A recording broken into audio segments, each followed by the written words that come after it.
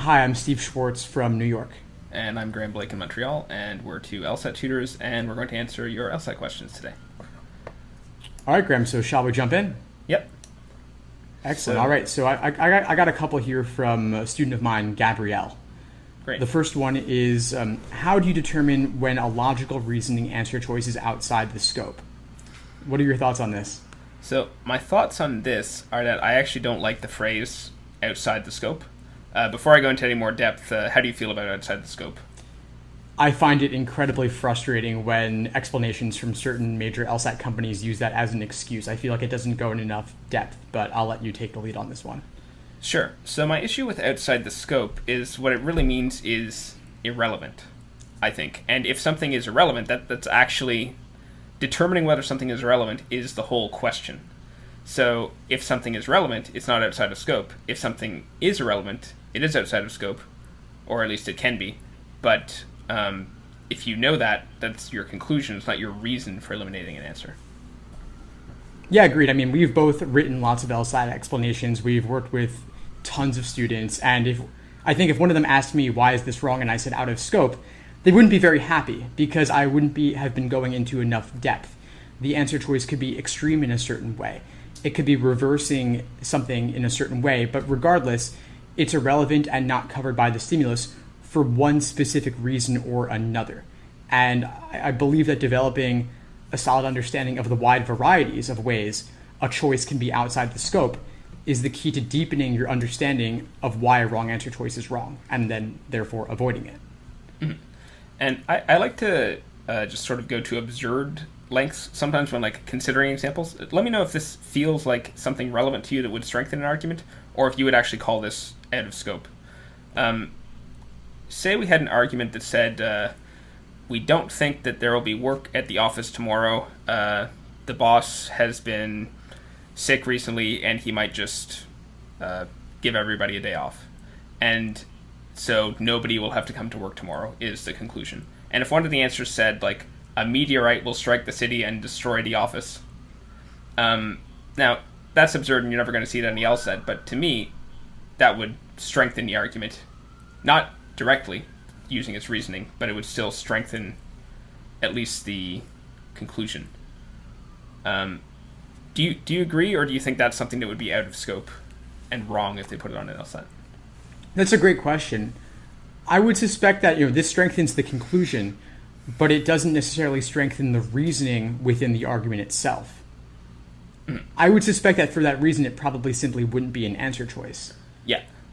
Yeah. I think probably if I had more time to construct a better example or go through the LSAT things, I think what gets students here is sometimes there's a thing that's actually is relevant to the reasoning, but it feels as absurd as the meteor thing, but it's actually not. And so it can be tied in, but students worry that they didn't mention this factor in the argument, and so it's out of scope. And I think that's where this concept can actually trip people up and be harmful. Well, there are a couple of questions that come to mind where I think these are examples of things that seemed outside the scope but weren't. So let's say one of my favorite questions, it's from Prep Test 30, the rattlesnake folktale question. And let me know if I'm getting too much into specifics here, but the correct answer choice involves something that was not specifically mentioned in the stimulus, but it was still relevant because it was dismissing a potential problem with the reasoning contained within the argument. So it might seem out of scope because it was not directly stated, yet it was still relevant to the reasoning. So that was not outside the scope, although it was not directly mentioned. In contrast, I think a lot of times something could be outside the scope for a reason as simple as that it's too extreme. So if the stimulus was referring to sometimes or most of the time, and the conclusion said always or never, that's too strong. And because it's too strong, it's technically, yes, it's outside the scope. It goes beyond. Interesting. So, and I think your rattlesnake question example is much better than the one I gave. And maybe the analog in the boss giving people a day off work thing would be company regulations forbid the boss to cancel days off or to cancel work. In which case, yeah, the fact that the boss is not going to be there is made irrelevant, and so that in a way that would weaken the reasoning. Yeah. So I think that's much better. But that's interesting that you say, so you yourself do use out of scope as like a valid tool. You just think it's lazy in a lot of the cases it's applied. I don't really like to use it at all, honestly. Okay. My rattlesnake folktale example, and it's like from test 30 if anyone wants to look it up, but the point is that the specifics of the correct answer choice are not mentioned in the stimulus. And so students will think that this was out of scope, when instead, due to the fact that when considered in the context of the stimulus, it actually does relate. It is actually not outside the scope, and it actually is necessary in order for the argument to work. Oh yeah, I actually meant more your sum example versus like an all thing where it was like too strong. Would you actually use out of scope if the student wasn't themselves bringing it up, or is that just like you would use too strong yourself and you would never mention the words out of scope unless the student like really wanted to hear it in those terms? Probably, yeah. I would not actually use the terms. If the student had been using materials from a prep company where that was a common phrase, I might allow them to use that phrase in our conversations. But my explanation and my terminology would say the degree of certainty is too strong. Sometimes versus always does not line up. And so the degree of certainty is the reason that a particular answer choice might be wrong. Okay, I think we're on the same page then. That basically, like, we can describe stuff in terms of out of scope, but both of us prefer not to, and it's not how we think. And probably, just to get back to the answer to the question of, like, how do you determine when a logical reasoning answer choice is out of scope? I mean, what do we say as an answer to that question? Like, we just, we don't, or we don't think in those terms, and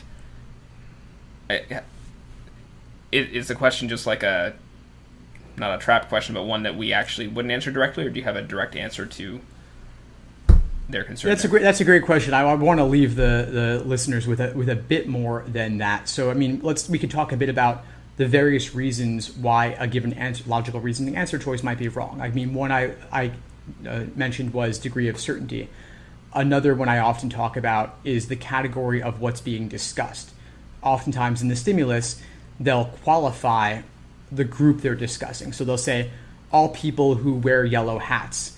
And then if the answer choice said all people in general, that would be going too far. And some might say that's going outside the scope, but I would say that's going beyond the category of what they were discussing in the stimulus. The stimulus qualified all people with the limitation, those who wear yellow hats, whereas the answer choice is making a claim about all people in general. And an example where this might come up would be, let's say there was a study involving specifically senior citizens in one region between these ages.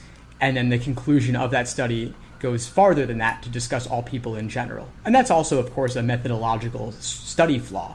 But specifically, they're also going, quote unquote, outside the scope by broadening their claim to people beyond those directly mentioned, or the type of people those directly mentioned. What are your thoughts on that? Yeah, I think it's really good to just sort of come up with names of like common things that they do in the answer, so that you start to recognize patterns, and when you then see the wrong answer, you'd be like, oh, I see what they're doing, or I see what they might be doing. In other words, the words might seem tempting, but you're like, but wait, are they doing like going to another group? Or like in my case, one that I often notice is like the difference between relative and absolute words, like healthy, absolute, healthier, relative. Mm-hmm. So that might be something that someone might call out of scope. We were talking about what makes someone healthy, not what makes them less unhealthy or healthier. But to me, when I see that, I never think out of scope. I just think absolute, relative. Is this the same thing that they used in the stimulus, or did they switch it? Exactly. Yeah, and I think there's a lot of things like that. There's almost too many to list, and I don't think it would be even useful for us to try and list them all. I think it's really up to students when they're reviewing to look for patterns in wrong answer choices and really force themselves to specifically say, what is making this answer choice wrong? And over time, as you do this, you'll start to see those patterns and start to see the tricks the test makers are using in order to tempt you into choosing something that's incorrect and something that is, quote unquote, outside the scope. Yeah, I think that's the ultimate like long run answer. That it's just a process of building your own sort of database of what are the ways they can try to trick me. Yeah. And what are they called? Because when you give a name to something, then that's when you sort of have some power over it and you can actually describe it and think about it. Definitely, yeah. Articulating this, writing out your review process, you're analyzing your thought patterns, but actually forcing yourself to write it down to really articulate for yourself in your own words. why something is wrong, not to just look at the correct answer and say, oh, I get it now. How could I have been so dumb before? Yeah, totally. All right. Do you want to move on to the next question? Yeah, sure. So Gabrielle had one other question I wanted to touch on today, which is, how do you know when to stop trying to make deductions on logic games? Big question. Yeah, this is a great question. Do you want to go first on this one? Or do you want sure. Yeah, sure. I could give an initial shot at it. So there's no easy answer on this. There's no specific number of minutes to focus on deductions versus moving on to the questions. A lot of it will depend upon the nature of the game and how many deductions it would be easy or useful to make up front. And then it also comes down to your particular style. Some people like to work to make more inferences up front. And of course, inferences are good, but at a certain point, it does become diminishing marginal returns. So I don't really have a firm answer on this. It's really more about the particulars of the game. And of course, there are certain patterns and deductions we can get into, but that's my quick answer on that. Okay. I guess mine is like two-part, and one's conceptual and one's based on experience. And the one's based on experience, I'll say first just because it's shorter and easier. To some extent, you build an intuition for it. In other words, you should always be asking yourself, were these deductions that I did fruitful, or was I spinning my wheels? And as you do more games and redo them and review them, you'll get a sense of this is where I should have stopped versus not. But that's more just like, I'm saying you should have it as a goal, but that doesn't really give you any clear guidance. So here's the clear guidance for how I think about it. To me, on logic games, there's a big difference between must-be-true type things and could-be-true type things. So I tend to stick to one or two main templates. Like if, say there's something like S is in first or S is in seventh, I'll usually draw both of those and then fill in some stuff. But otherwise, I'll stick to one. And I'll try and go as far as I can with putting things that like must be true on the diagram. As in, like, if I can combine rules 2 and 3 to say that like Q must always be third, then I want that there. But if I can see like, well, Q could be fourth, fifth, seventh, or second, and then there's like 5 other possibilities for each of those, I'm probably want to stop way before that point, because on any game there's probably like, I don't know, it's not that many, as in it's not like thousands of combinations, but there's probably like 40 to 70 combinations of the game pieces on most games, and it's obviously not fruitful to draw out all 40 combinations. So when I say must be true, really what I mean is like the scenario that sort of gets you a diagram that from that you could maybe make 5 or 6 other branches when the question calls for it, and it narrows down the 40 things to...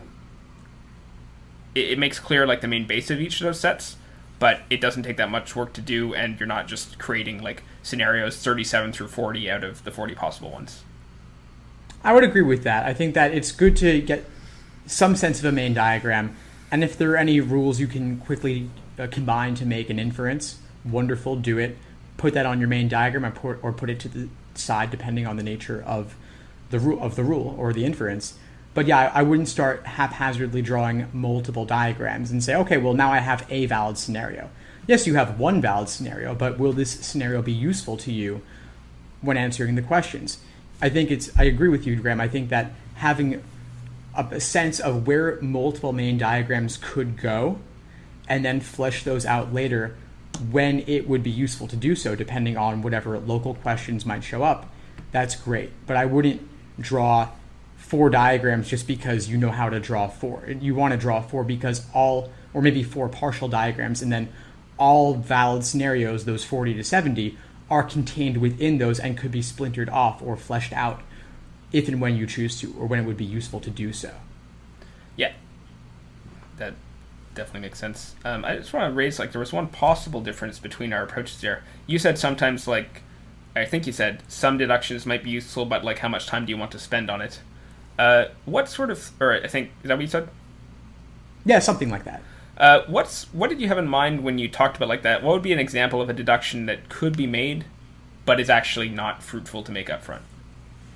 Well, some of this comes down to students' particular styles. I know that some prep companies, they'll have you drawing lots of restrictions about, let's say you have A is before B and B is before C, so you have a chain of a sequence chain, A is before B is before C. You could then put in all sorts of restrictions like C is not 1 or 2, A is not 7 or 8 if there were 8 slots, and B is not first or last. You could draw all of that in. And these are minor things, that maybe you want to include, maybe you don't. There are pros and cons. You might clutter up your diagram, but at a certain point, I think that these things do become intuitive, where if you know A is before two other variables, yeah, you kind of know A is not going to be at the end. Yeah, interesting. I guess I wouldn't have called those deductions, but like obviously they are. So I guess I'm approaching that on a different level where, as you're aiming for a higher score, you should aim to just sort of see some or know some deductions without drawing them, in the same way that you know that if you like close a door, you know you can't get out of the room. As in, you don't have to like explicitly write that down or anything. It's just something you know about doors. So likewise, if you see that like A is before B, then you just sort of should know that you can't put B first without drawing. Of course. Yeah, for higher scores, that's going to be intuitive. But there's another thing we can talk about, which is, let's say a student has a game where they don't make a lot of inferences up front, and then it turns out there's a global question, which one of the following must be on slot 5? And as a student, you're like, well, I didn't know there was anything that had to be on slot 5. Why didn't I think of that at the beginning? And what I found in certain cases, it's not apparently obvious that a particular variable had to be on slot 5 at the outset. And even when considering all the rules together, that just didn't pop out.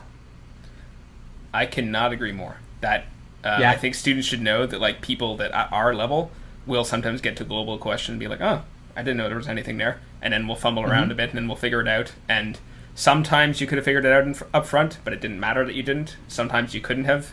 But like it's not a big deal if you don't get every single little thing that could be deduced. Oh, absolutely. Yeah. Like sometimes, you could spend 10 minutes just looking at the rules and never figure out that slot 5 is restricted in that way. But that's okay. You don't have to solve every game perfectly like an AI computer would. What you could do instead is simply you do the local questions first. You build up a baseline, a base of hypothetical scenarios, and then you could use those to eliminate wrong answers for what did not appear on 5. And then maybe you draw out 1 or 2 diagrams, but you don't have to know everything up front. I think maybe some of the older games lent themselves more to that approach, where you figure out lots up front and like solve the game from the start. But I've noticed in more recent games, it's more about drawing hypotheticals and absorbing an understanding of the rules. Yeah, that's exactly it. And I like how you put it, absorbing an understanding of the rules, because you learn in logic games by doing, not by thinking in a lot of cases. But a lot of people think that like they'll just sort of like stare at the thing and think in their head. But I find as you draw, that's how you get more knowledge about the game. And so doing those local questions that you mentioned is absolutely like the best way to understand it. No, thanks for that, Graham. Yeah, I think the active engagement is really important, not trying to just reason through everything at the outset. That can end up, that's the equivalent of getting bogged down in my mind, where someone keeps, in LR, they keep reading the stimulus, and then nothing's clicking for them, when in reality, they might just need to take a break and come back to it later. Yeah. I think we've touched this one pretty well. You want to move on to the next one? Yeah, that's all I had. Okay, cool. So Peter says, I'm plateauing at the mid-160s mainly due to huge score fluctuations, parentheses, -1 on one section, -11 on another section. Did you ever get stuck around a scoring range or experience wide score fluctuations? Graham, you want to start with this one? Yeah. This is this is the sort of question where in some ways it's hard for me to answer because, and I think probably a lot of LSAT tutors have this problem that you just kind of start high, and so you never went through the struggle of like months and months stuck at a plateau and breaking through somehow. I started probably about 165. I was worse at logic games. I crammed that for a bit. I studied for about 3 months total, and I was averaging like 174 or something, and I got a 177 on test day. And so I didn't have any wide score fluctuations like that, and I didn't get stuck in a scoring range. But I do hear from students about this a lot, and one thing that I think is important to think about is that there's always variance. So I would want to know more about this student, like are they having huge fluctuations where like their RC goes from -1 to -11 and like frequently, as in they're not just like one-off outliers? In that case, maybe there's an actual problem. But I think people have an expectation that like the LSAT should just be steady. You're like 164, 164, 164, 165. But that's not how it works. My dad's a golfer, and he golfs the same golf course every day, and his score varies because everything in life varies. we just usually don't measure it the way that we measure LSAT scores.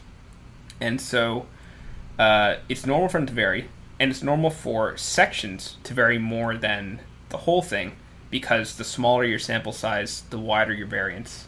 So if these are just, like, let's say they on average get like 5 to 8 wrong on a section, but they get -1 once and they get -11 once, that's not significant at all. But if they regularly seeing like -1, -2, -12, -11, -10 on a specific section, that's more worrisome, and I'd want to know, like, is it a certain type of thing or a certain passage topic? But those are my thoughts on fluctuations. I have thoughts on plateaus as well, but I'll give you a chance to say some stuff. Yeah, sure, Graham. So I was stuck when I started studying. I was stuck in the low 150s for quite a while, several months actually. I wouldn't really call that a plateau because that was before I improved. But yeah, I was stuck for a long time. It was incredibly frustrating. It sucked. I thought I was an idiot and that I would never improve. In terms of fluctuations, not quite so much. I did see gradual improvement over time. But yeah, it wasn't steady. It was more like, punctuated equilibrium in evolutionary theory versus graduated equilibrium. Like, it was nothing for a while and then a sudden boost, and then nothing for a while and then a sudden boost. And those sudden boosts were breakthroughs in understanding of one type or another. But to tackle this issue of variations between sections, I'll assume for a moment that Peter is talking about logical reasoning for both. -1, and let's say Peter gets -1 on his first LR and then -11 on his second LR, because that's consistent within LR. Something is going wrong, and I would doubt that it's Peter's understanding of logical reasoning in this instance. Maybe he gets -1 his first section while he's feeling fresh, and then he gets -11 on his last LR section, which is maybe his 4th or 5th section, assuming a full-length timed exam. And so maybe Peter's tired and needs to work on his endurance, or maybe he got a phone call in the middle of this and then he was distracted. So there's a lot of factors, and there is an element of randomness, and some of it is due to content.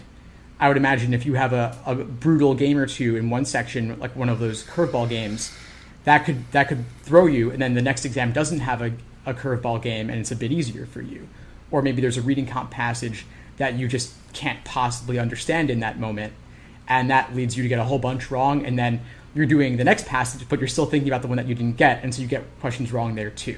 So I think a lot of this does come down to psychology. It's not necessarily content related, but it could be pacing and endurance related, and it could be mindset related. And so I recommend to a lot of students, if you're getting -11 on one and -1 on the other, it's not just about your understanding level. -1 on a section, assuming like realistic strict timing, that's incredible.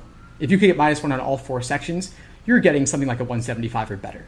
So how do you improve? How do you stay focused and confident so that your understanding translates such that you're not getting -11? One thing I recommend to students, among other things, is mindfulness meditation, which I found to be enormously helpful in my personal life, but also when it comes to LSAT focus. It changes things when you're not worried about a previous question or section, as you are focused on your current one. I've been rambling for a while, so Graham, I'll let you share your thoughts on this.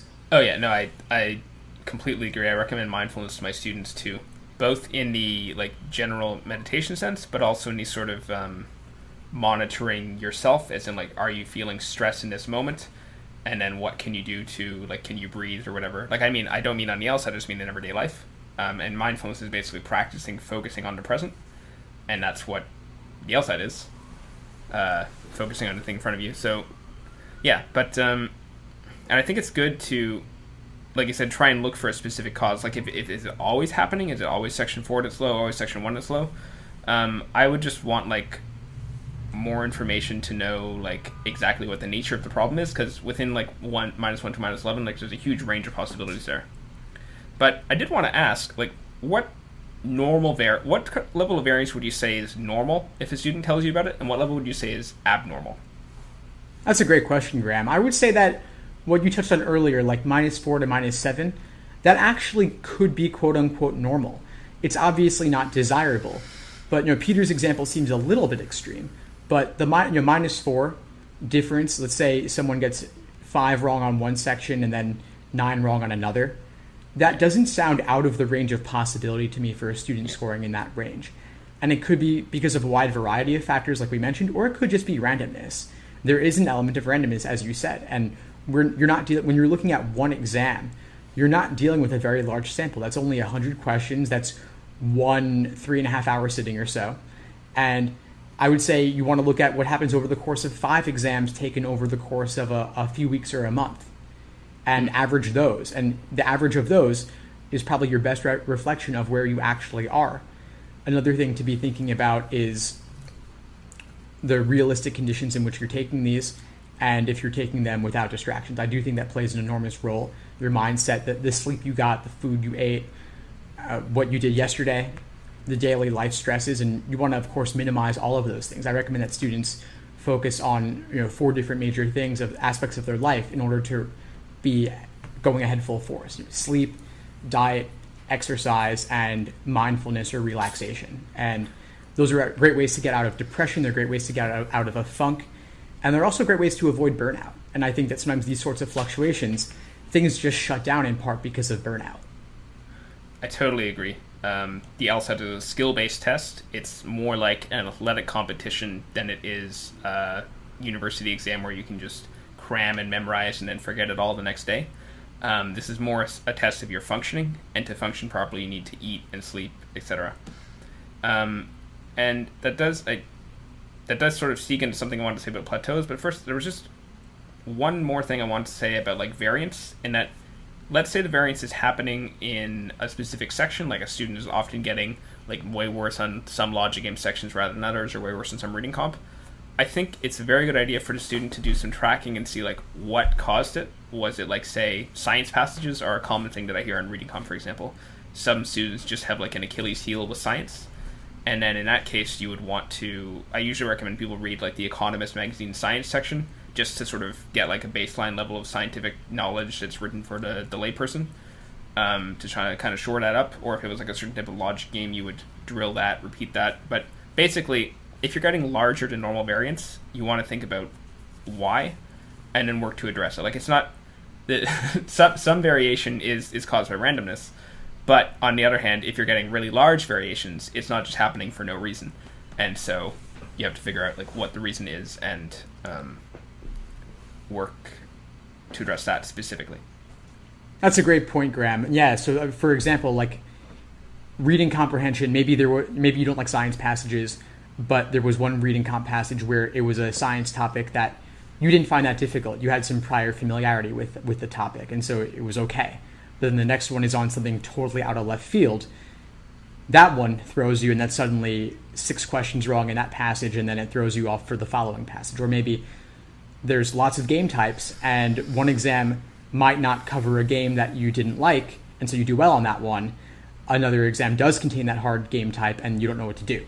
So the question is obviously figure out what you're getting wrong and focus on it, but you do need a larger sample than one exam. Yeah. So for plateaus, speaking of like fatigue and mindfulness and burnout and so on, one thing that, this is pretty anecdotal, but I've been just sort of talking to people that made a larger improvement, and there seems to be a commonality that a lot of them took a break at some point. Like they maybe had a week or 2 off after like working hard, and then they started working again. And I find that this sort of like, I don't know, the mind needs like downtime to like rest and assimilate the knowledge it's been learning. Because we're talking about like long-term skill acquisition, and rest and recovery is a big part of that. I guess, did you have that in your own move from like the 150s to the 170s? And is it something you've seen in other students? What are your thoughts on that?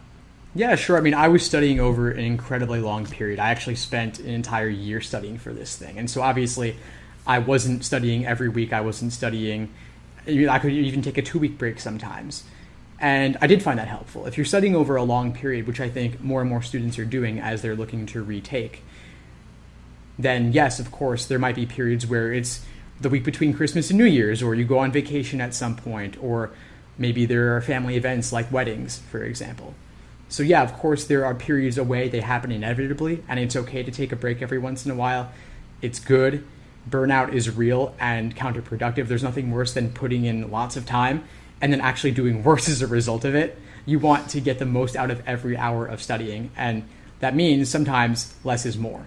5 to 6 hours a day is probably too much for a lot of people, to be honest, if you're really putting in that focused study time. And so you want to strike a balance between you taking a break every now and then. You can take the weekends off. You don't have to study every single day. I build rest days into my study plans for that exact reason. I want people to take a rest. I want them to take a break. It's useful, it's good, and it also helps you get all those other aspects of your life in order so that you're feeling good and fresh and sharp. That's really important. You also don't want to go too far. If you have a bout of like late night drinking and then you try to do an exam the next day, your score's not going to be great, and you're like, oh my God, I haven't been going up. It's like, of course you haven't been going up. You're hungover, you know? Like, so it's important to take a break, but also remember that you do need to be sharp. And so it's all about finding that balance. And if you try to study for this over 2 to 3 months, it may not be enough. The LSAT's important enough that it's worth giving yourself a bit more time to reach your full potential. Yeah, totally. Because like a 20-point score improvement is really not common. And among those that do it, where it wasn't caused by like an abnormally low diagnostic or something, I've noticed longer study periods tend to happen and with breaks. Like it just may be necessary to sort of rewire the brain for that much of a change in thought patterns. Yeah. I just said one more thing about plateaus, which is that if you're stuck in one, more of the same isn't going to do it. One common mistake I see people do sometimes is kind of be like, I did every like one of the like 84 practice tests and haven't improved. And I'm just like, if you're in the middle of this, like stop, don't keep doing that. You should redo some material, do some drills, review stuff, try and figure out like what the problem is. But just, it's not a memorization test, so cramming material is not the answer to getting through a plateau.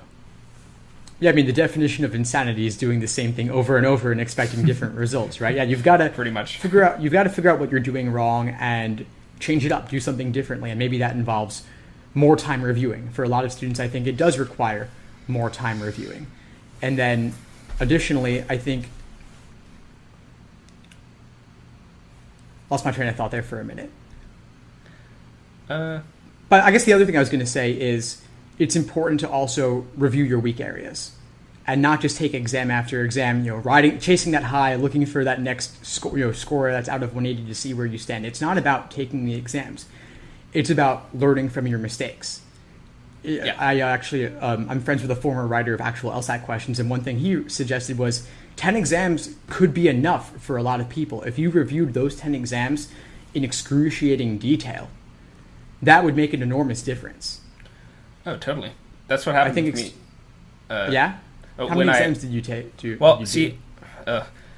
When I was studying, I just went to the bookstore and bought one of those major prep company books that at the time didn't have real LSAT questions. So my before the test studying isn't instructive. But the thing is, when I took the test, even though I got a 177, it was a struggle to do the questions. I was tired. I couldn't really tell you exactly why an answer was. I was like, this one, I feel it.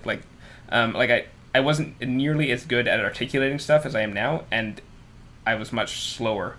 But afterwards, when I started teaching, every student came to me often had the same book of 10 questions. So I just started seeing the same questions from that book of 10 prep tests, the book of 10 prep tests. I started seeing the same ones over and over and over and over, and it's exactly like that test writer described.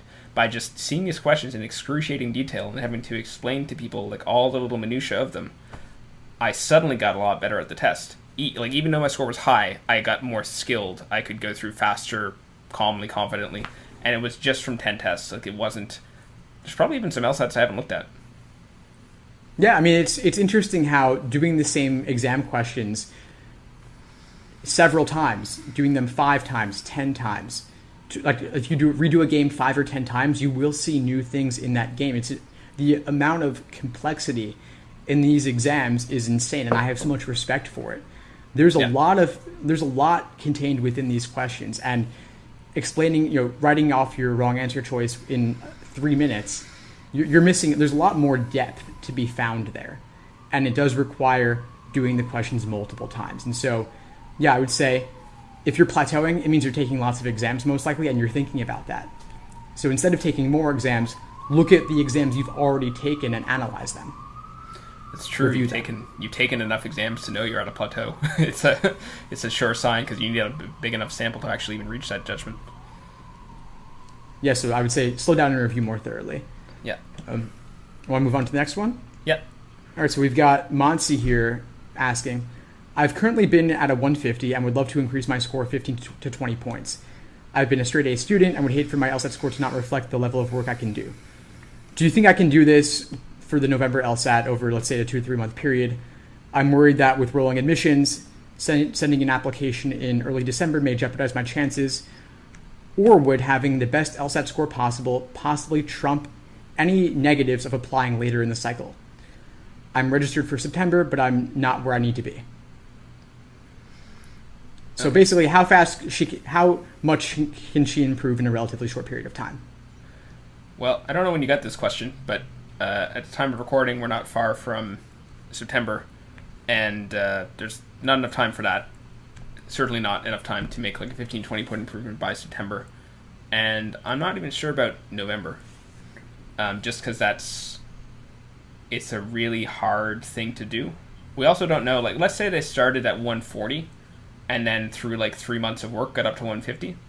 I'd say it's going to be even harder. Whereas if the student like just took their first test and they're at 150, somewhat easier because they haven't made their beginner gains yet. But certainly I think they're going to find it very difficult to do by November just because that's a really big increase. It's not impossible, but they should certainly be open to the possibility that they might have to take January or defer a cycle just because the rewards from having a higher LSAT are so large in terms of scholarships and admissions that they may not get anywhere acceptable. And the risk is you may end up with like a 156 and only be going to a school that's like has poor employment outcomes and gives you $200,000 in debt.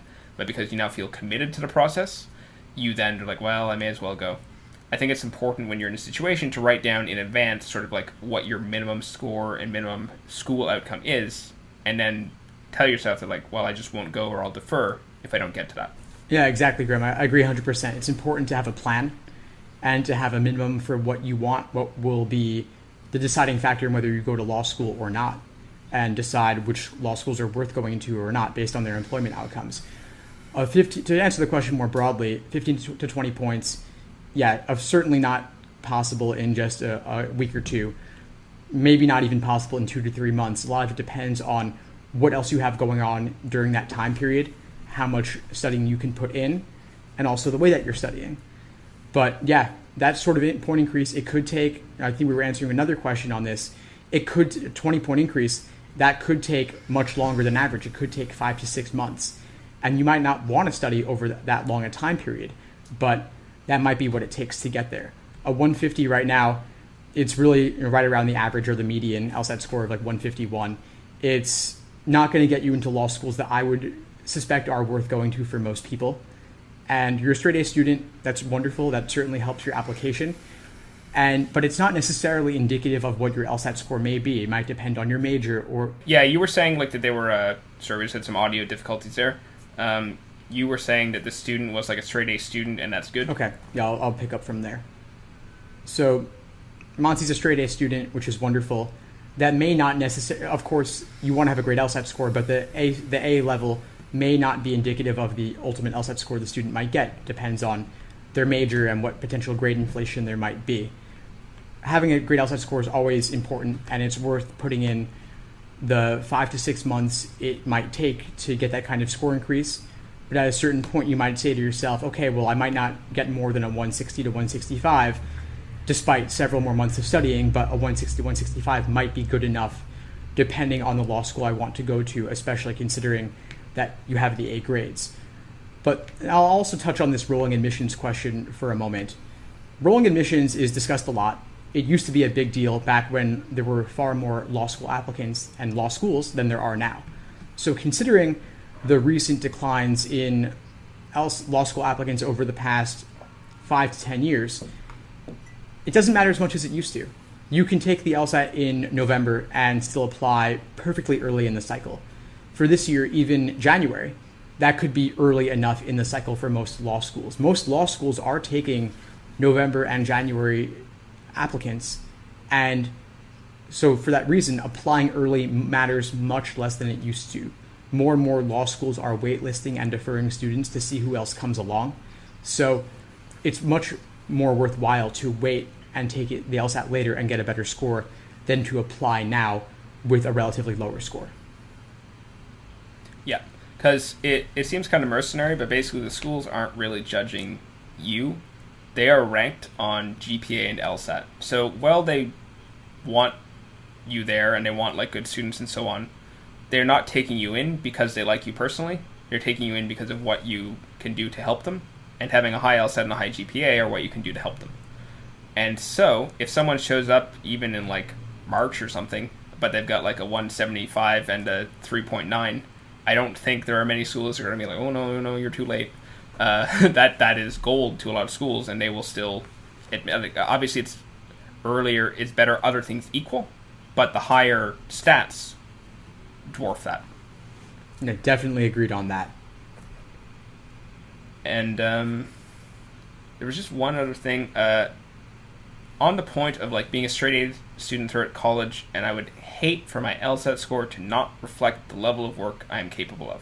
I just wanted to flag this because there are sometimes some things I hear from students who tend to get stuck at plateaus and who tend not to improve. And this is one of those things. So I don't want to be like too mean to the student, but I just want to kind of analyze this language a bit because I think it might be indicative of like an attitude that might thwart eventual LSAT progress. The other phrase, by the way, that I hear a lot is people will say, I understand the LSAT, but I'm not getting better at it. That's another. If you find yourself saying either of those two things, you should analyze how you approach. But the issue with this one, well, actually, there's two issues. One is like a factual thing that I'll just explain about like how people with A grades can have lower LSAT scores than they think that they should have. You mentioned grade inflation. You mentioned the major. There's also like what school you're at, because in the United States, all the schools are sorted by like high school grades and SAT, ACT scores. So if you're at a school that was sorted with like SAT scores of, it's been a while since I've looked at these, but like say your average on a section is like 520 at that school, and there's some other school that has an average of 630. If you take an A student at each school, on average, you would expect the A student at the school with the 630 SAT average to have a better LSAT average than the other A student.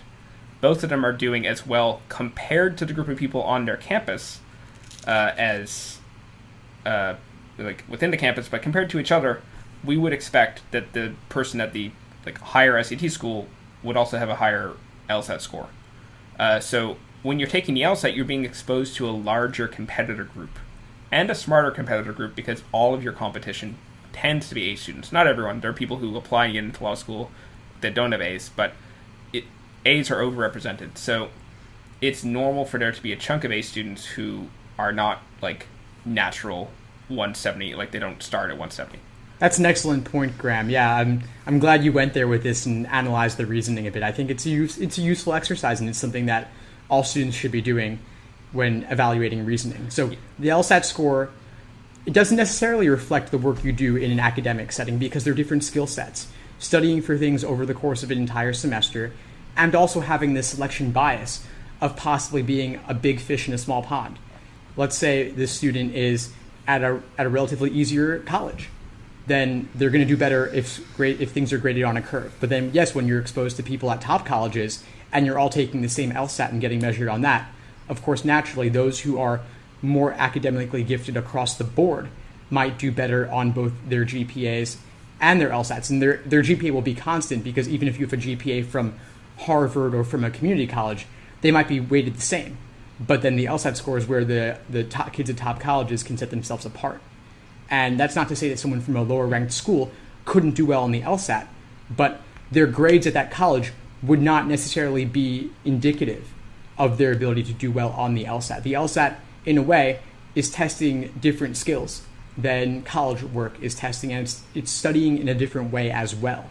The nature of the work is different, the style of the work is different, and so they're apples and oranges. That's why you have the phenomenon of splitters and then reverse splitters, people with a high GPA and low LSAT, or vice versa.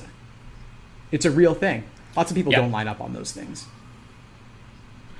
Yeah, that's exactly right, and that's why I say that like the phrase, I would hate for my LSAT score to not reflect the level of work I'm capable of.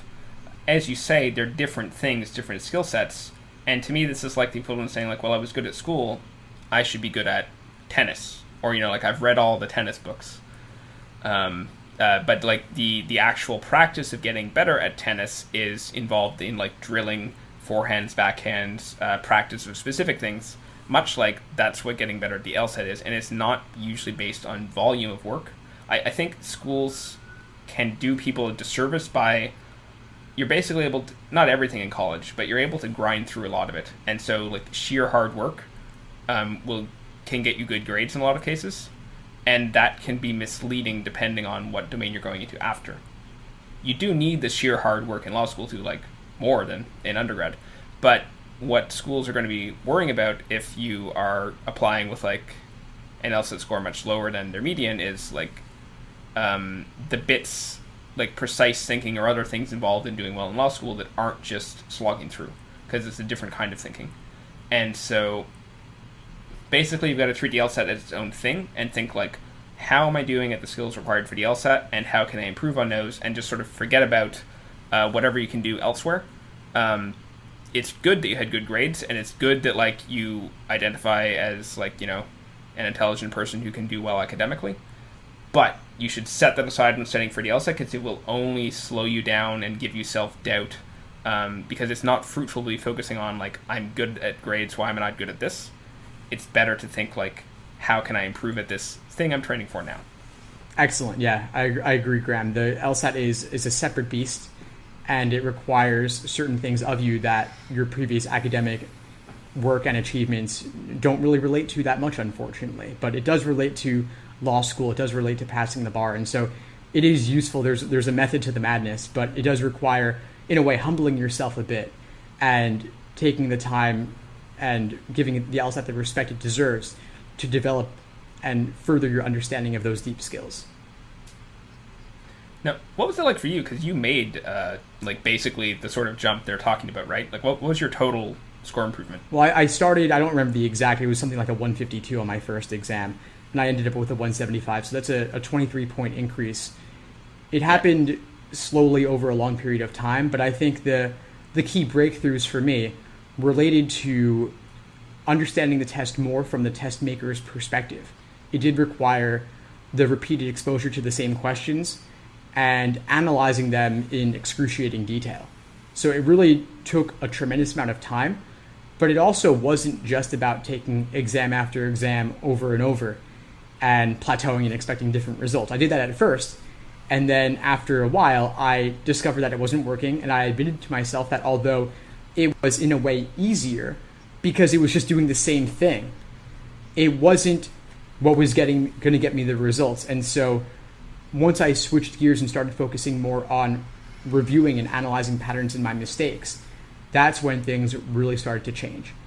And that's not really something that I've found myself, at least, to have done in other domains in the past. It's a lot more work we do academically is content related rather than argument related or structure related. And of course, writing papers does involve making arguments, but ultimately a lot of it's just backed up by lots of detailed evidence and going to the library and getting books and quoting them and paraphrasing them and incorporating the arguments of different authors. But it doesn't, at least in my experience, it didn't relate as much to the sort of work the LSAT involves. What do you think? How do you see the connection between academics and the LSAT? So to be honest, I don't see that much. Like it's felt like very different fields for me. I read The Economist in school for fun, and that felt like more of a training than school did. The exception would be like studying economics, maybe, where there's like math felt like actually the same skill as the LSAT, because you're like thinking precisely about little variables that you have to move around and manipulate. And beneath like the layer of English words, there's structural stuff happening in logical reason. It feels more like that, and also logic games. So I didn't personally see much of a relationship. Yeah, same. I mean, I majored in political science, and most of my classes involved that and other soft humanities, where I was able to get relatively easy A's, and that's part of why I gravitated towards those classes. But yeah, they, in a way, because they were easier and because they weren't as rigorous and defined and mathematical like logic games are, or as the economics would be or math would be, Yeah, I didn't see much overlap. What they have in common, of course, doing well, of course, requires hard work and putting in the time. But I think that for the LSAT, the nature of the work is different, and it's in a way more difficult. Yeah. And when you were making your improvement, what was your mindset like? I mean, obviously, I think you mentioned at the start it was frustrating, but once you started making progress, or even before you started making progress, like what were you thinking about day to day when you were working on it? I was thinking that, first of all, I really wanted to dominate this exam. I placed so much importance on it. I really wanted to master it. And so part of it was I wanted to read everything I could, and of course a lot of it was from books with fake LSAT questions that were mostly garbage. But when it came down to, like, let's say reading this LSAT Super Prep or looking at the questions themselves, I really wanted to kind of dissect them and take them apart piece by piece. So, there was the first level where I was building a foundation and just a general familiarity.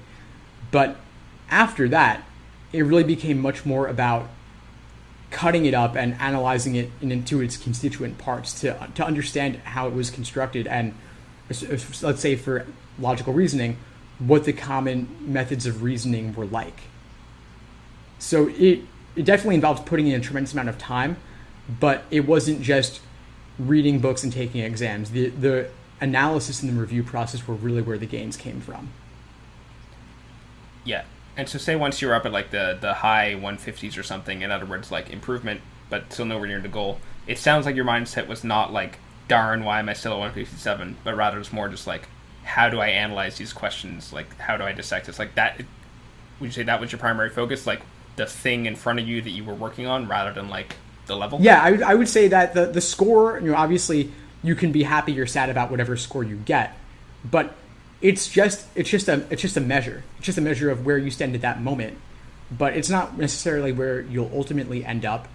It is possible to improve significantly, but there's different levels. I mean, there's the foundational level where you build a basic familiarity. Then there's learning strategies and techniques and tools. But then beyond that, there's learning why those tools and strategies work. What is it about them that makes them work? It's kind of like if you're in a math class and you're learning a formula and you apply that formula, you plug in for X, you get your result. That's great. And of course, there are calculators like TI-83, I remember, that can do all those sorts of things. But there's always at the beginning of the math textbook chapter, there's always like, here's how this formula was developed and why it works. And I remember in school, like, I never read that part of the textbook because it wasn't directly relevant. But when it comes to the LSAT, that sort of thinking is actually really important. It's actually really useful.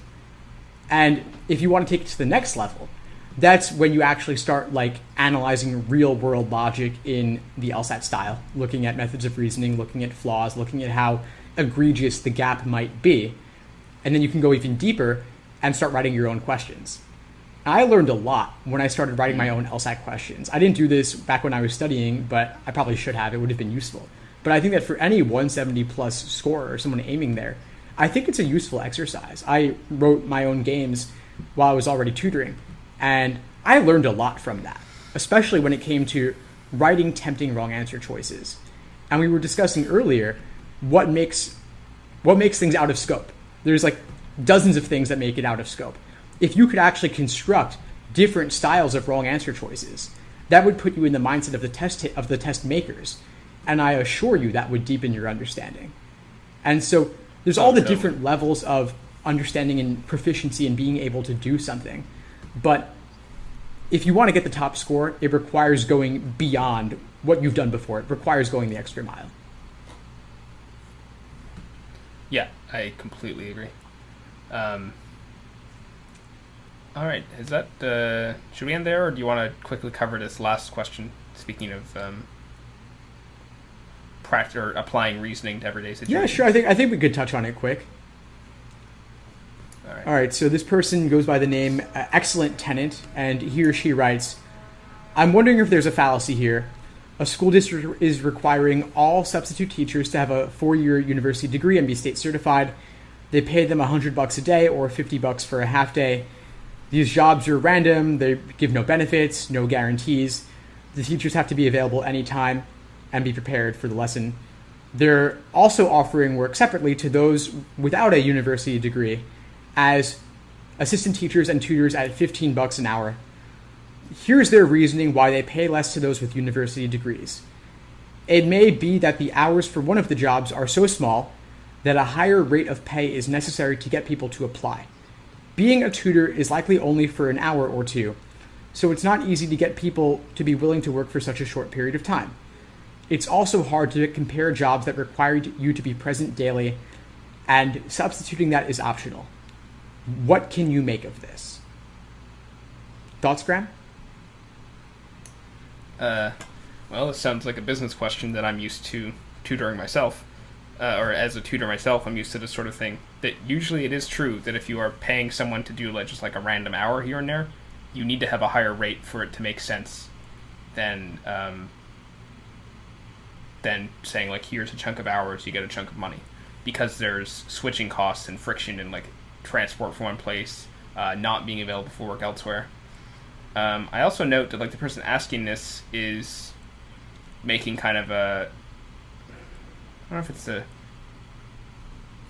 sort of a value theory of pay or a credential theory of pay, that, you know, like we should pay more to a university degree, but employers don't pay money based on a piece of paper. They pay money on the value that someone can bring.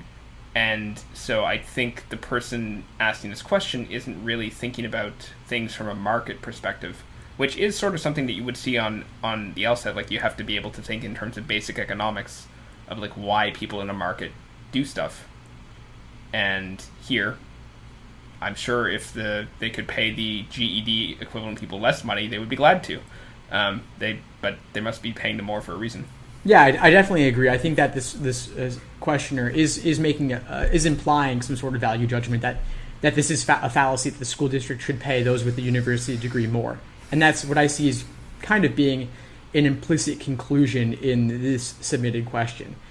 And I agree with you that it is about economics, really, and that the school district is paying people, or offering the pay they need to, in order to attract a sufficient supply of quality instructors, whether it be substitute teachers or those as the assistant teachers and tutors.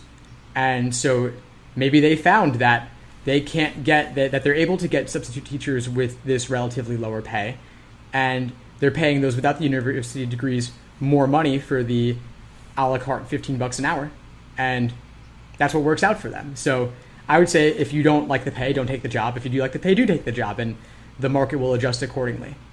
But you have to consider things from the employer's perspective and from the perspective of all the job applicants out there, not necessarily our value judgment on the value of a 4-year degree. And in terms of the question about out of scope from like earlier in the podcast and things like that can be relevant even if they don't seem so, I think there's a relevant factor here that isn't mentioned, but that if you were thinking like, you know, what strengthens this or explains the paradox or strengthens their reasoning or whatever, one benefit of a substitute teacher, like often people do substitute teaching, at least my mom was a teacher, and at least in her system, you would often do substitute teaching as a way to sort of start to break into the real system, like make connections, and you're looking for a full-time job. And so you might do it not for the money, but because you want to work and eventually get people to notice you in the system. And so in jobs like that are done for reasons, there's a reason other than money for doing them, pay is often lower. That's an excellent point, Graham. Exactly, kind of like doing a low-paid or no-pay internship, because you're in the hopes that you'll climb the ladder and get the full-time offer, and that's a reasonable thing to do. So I think there's a lot of underlying principles here that could come into play. Is there the principle of the 4-year degree being worthwhile, and you should get a bonus just for having one, versus the principle that you should be willing to work for less because we might make you an offer later. Yeah, and I just want to highlight very quickly, I think sometimes students are like afraid to use this kind of knowledge when they're doing the LSAT.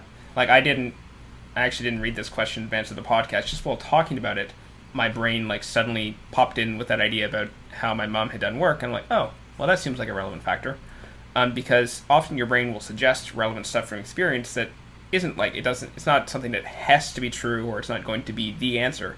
But sometimes it is, and if you just sort of listen to it and then can connect it to an answer, it can often lead to stuff, and that you have to be open to ideas that seem out of left field, but that actually are relevant to the situation. Excellent. Yeah, so if we think of this as resolve the paradox, we're considering factors that were not directly stated in the stimulus. One of them could be substitute teachers are often willing to work for lower pay in the hopes they will be offered a full-time position.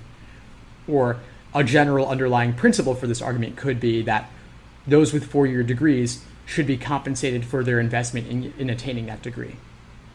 That's obviously external to market forces of supply and demand, though. Yeah. Excellent point, yeah. All right. So what do you say we leave off here for today? Yeah, I think that's good. Should we leave a way for listeners to send us questions if they're interested?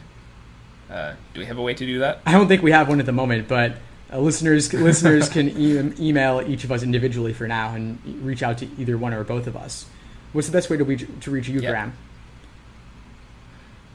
You can send an email to support@lsathacks.com or go to my site on the About page. There's a contact form, and you can submit one there. Great, and listeners can reach out to me at lsatunplugged@gmail.com, or also find out how to reach me on my website, LSAT blog, which is lsatblog.blogspot.com. Yeah, all right, my website is lsathacks.com. All right, sounds good. All right, well, talk to you next time. Yeah, talk to you next time, Graham. Thanks for listening, everyone. Take care.